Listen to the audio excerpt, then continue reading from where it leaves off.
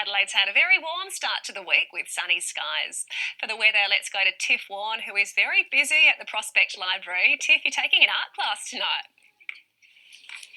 Oh, yes, Kate, sorry, and you're interrupting because mine's looking really quite good at the moment. We are at the Prospect Library. It's one of 130 public libraries across the state offering school holiday programs. Now, this is our arts and collage workshop, but they also offer embroidery, robotics work classes, and as well as that, you can rent toys from the toy library. There's even a seed library, so you can rent, not rent, you take them, you grow them, bring them back. So there's plenty on at the libraries, and the best bit is most of them are free or for a very small charge as well. Now, Chloe's been working away very busily. Chloe, tell us what you're working on. So I've done this circle, and then I've done scribbles in it, then I've coloured it in. I put some feathers and I said #SA with Chloe.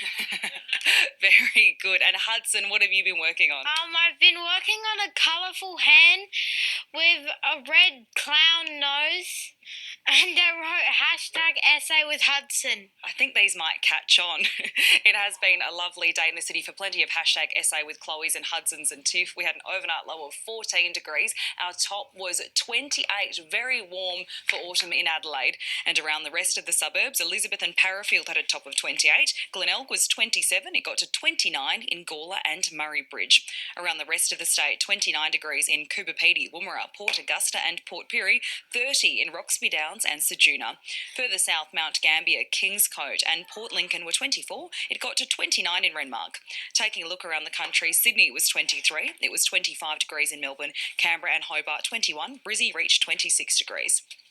On the satellite, a high-pressure system in the Tasman Seas driving low cloud onto the coastal regions and areas of the east coast.